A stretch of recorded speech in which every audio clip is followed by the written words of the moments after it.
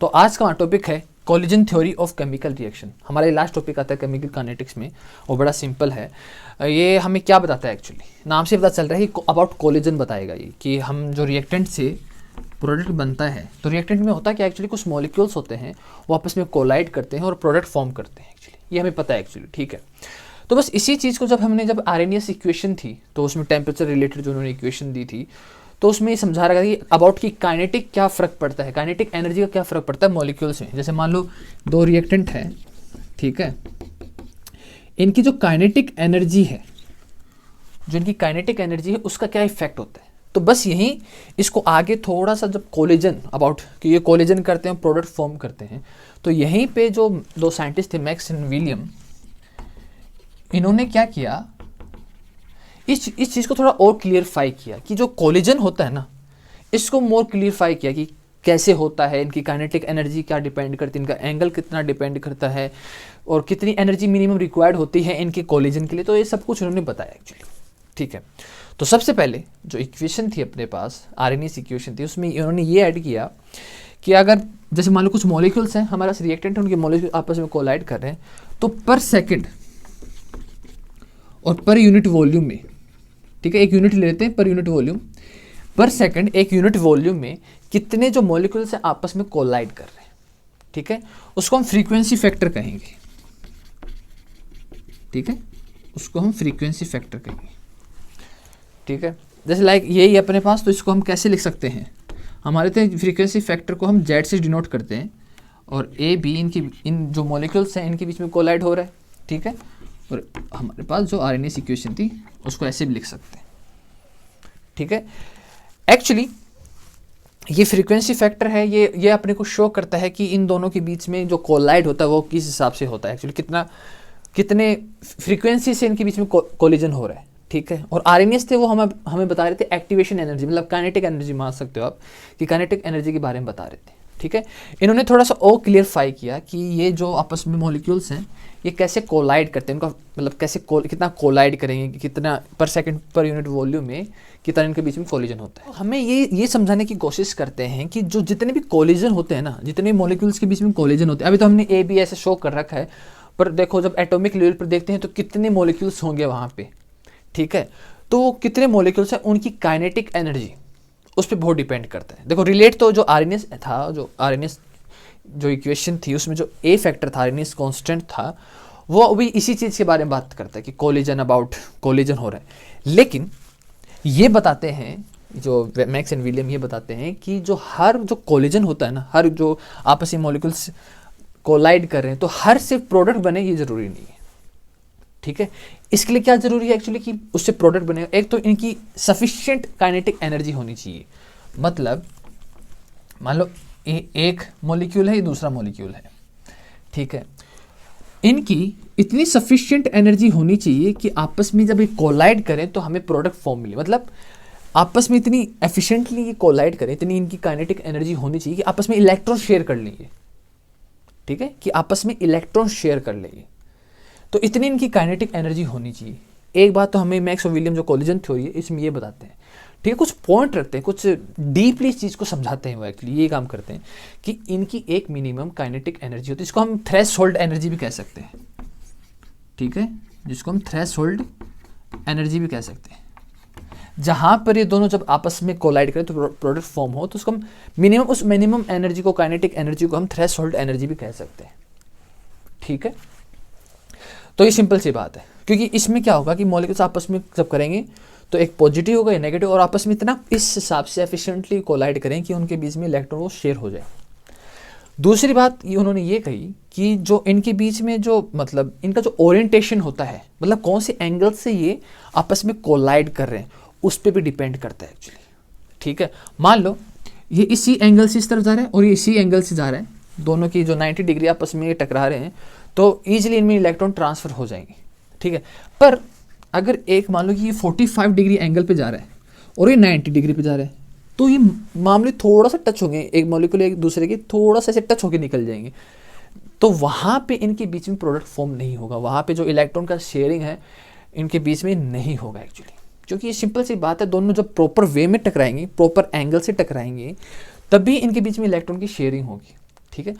मान लो ये अगर ये थोड़ा सा इस एंगल से जा रहा है और ये इस एंगल पे आ रहा है, सेकंड वाला है, ये इस एंगल से जा रहा है इसे, और यहाँ पे थोड़ा सा टकरा गए, थोड़ा सा एकदम माइनर सा, ठीक है, 75 पे जा रहा था, थोड़ा सा माइनर से टकरा गए इलेक्ट्रॉन शेयर। तो एकदम प्रॉपर ओरिएंटेशन में इनका स्ट्राइक होना चाहिए और एक मिनिमम काइनेटिक एनर्जी होनी चाहिए जहाँ पे ये आपस में कोलाइड कर सकें और इलेक्ट्रॉन का ट्रांसफर कर सकें, तो उसको हम थ्रेशोल्ड एनर्जी कहते हैं। इसमें प्रॉपर ओरिएंटेशन से या प्रॉपर एंगल से जब स्ट्राइक करता है एक मॉलिक्यूल दूसरे को, उसका क्या इफेक्ट होता है वो इस एग्जांपल से हम समझ सकते हैं एक्चुअली, ठीक है।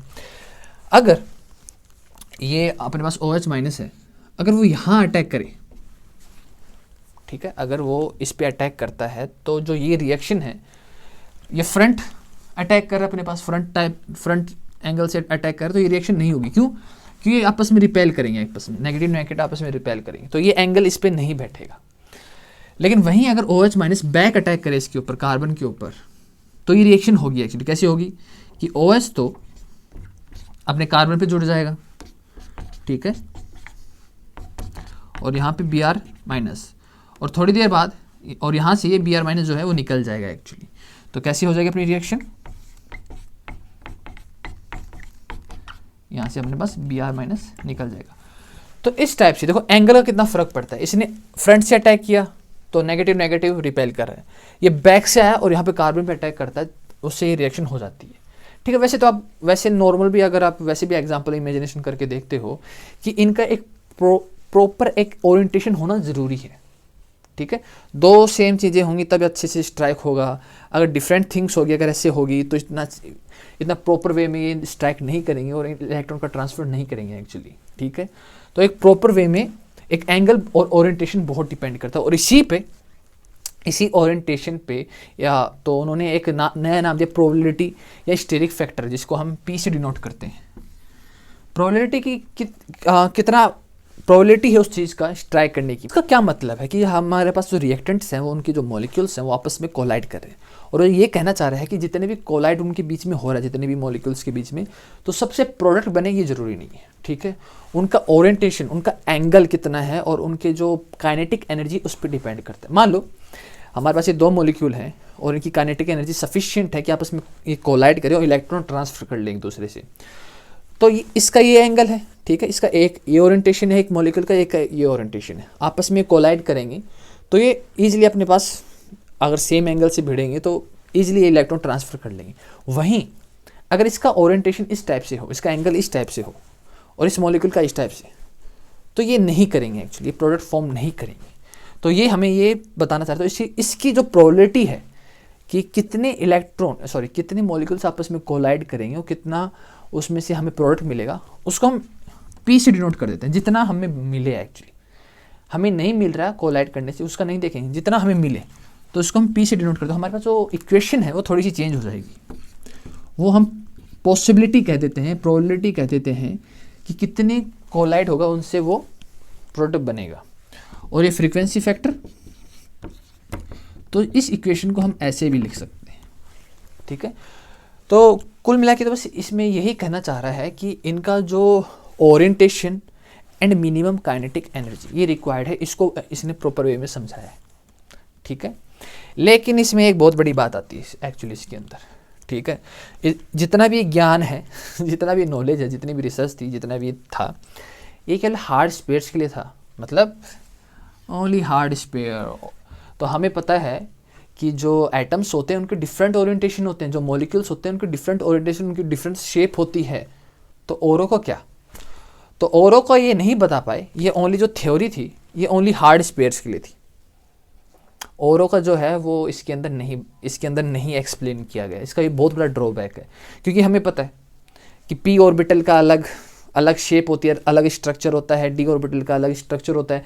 तो उनके जब एंगल भिड़ेंगे तो उनका क्या, तो उनका ये एक्सप्लेन नहीं, उनको ये नहीं लेके समझाते, उन्होंने केवल हार्ड स्पेयर लिया, बस इसको लेके समझाते हैं एक्चुअली। तो इसका ये बहुत बड़ा ड्रॉबैक है, ठीक है। बस इतना ही है, इस कोलिजन थ्योरी में इतना ही समझाने की ट्राई कर रहा है कि एक तो काइनेटिक एनर्जी मिनिमम, कि दोनों को एक एनर्जी चाहिएगी, एक तो धीरे धीरे धीरे धीरे धीरे ऐसे कर रहे हैं, ठीक है, नहीं प्रोडक्ट फॉर्म नहीं होगा, और एक ऐसे क्या, इनकी काइनेटिक एनर्जी, प्रोडक्ट फॉर्म हो जाएगा। एक तो ये बताता है।